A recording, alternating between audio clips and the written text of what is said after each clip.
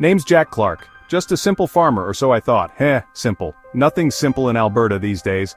This land, it's in my blood. Rich soil, endless sky. But lately feels like the clouds never lift. That's me, up there on Miller's Hill, watching the sun set on another day of backbreaking work.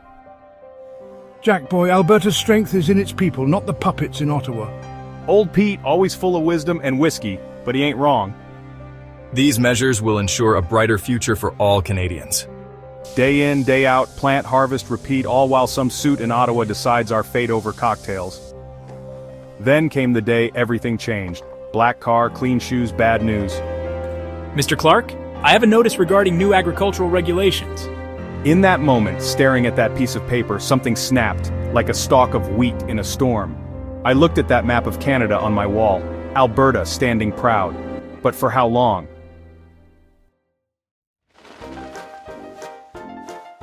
Dawn broke, cold and unforgiving, just like Ottawa's promises.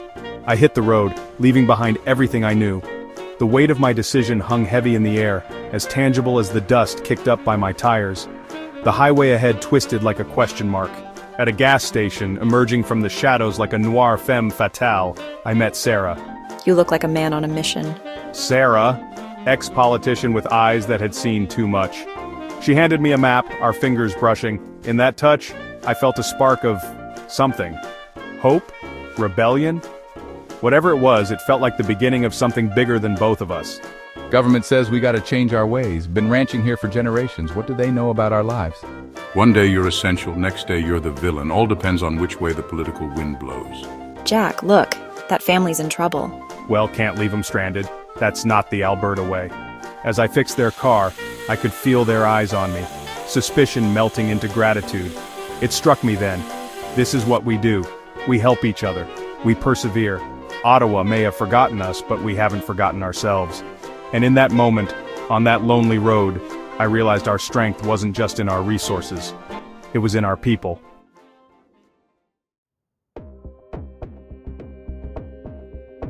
Calgary, the big smoke. Never thought I'd be standing in front of a crowd, but there I was, feeling like a puppet with my strings all tangled. Folks, we're not just fighting for independence, we're fighting for our very souls. Ottawa's got its fingers in our pockets and its boots on our necks. The crowd emerged from the shadows, first a trickle, then a flood. Each face a mirror of my own determination. For a moment I thought we might actually win this thing. This rabble-rouser is a threat to national unity. We must act swiftly before his poison spreads. Controversial figure Jack Clark claims Ottawa is strangling Alberta's potential. Critics call it dangerous separatist rhetoric. The shadows were growing longer, darker. I could feel them at my back, almost alive, hungry. Each step I took, they followed, whispering doubts in my ear. Jack, they're twisting your words. Maybe we should lay low for a while. This is getting dangerous. Lay low? Now? We're just getting started.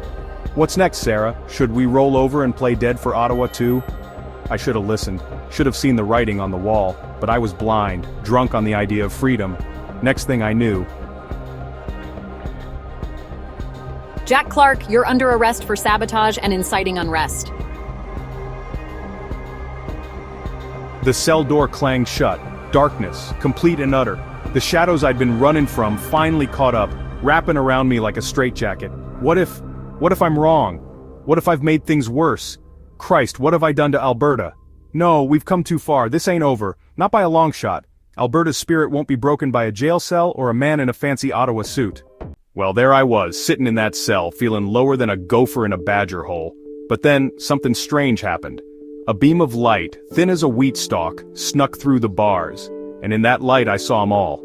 Every face, every story. The rancher from High River, the oil worker in Fort Mac, Sarah. By golly, we're all in this together, ain't we? It hit me like a Chinook wind. Our strength? It's in us. In our grit, our determination, in the very soil of wild rose country. Free Jack. From the Rockies to the prairies, we stand as one. Mr. Clark, you're free to go. New evidence has come to light. Stepping out into the sun, I saw 'em. Albertans, all kinds. Standing together, strong as the Rockies. Their shadows stretched long, merging into a sea of unity. Told you they couldn't keep a good man down. Not when he's got the spirit of Alberta behind him. Sarah, I thought you'd left. Thought maybe you'd gone back to, the other side. Left? Jack, I was gathering evidence. Turns out Minister Green's been playing dirtier than a pig in a mud pit. He's been selling us out to Ottawa faster than you can say pipeline. With truth as our weapon, we marched on Green's office. Now, see here, we can come to some arrangement. The only arrangement we're interested in is one where Alberta gets a fair shake, you hear? Where our hard work ain't just lining Ottawa's pockets. As I spoke, Green cowered as someone who had never confronted the people whose lives he tried to control.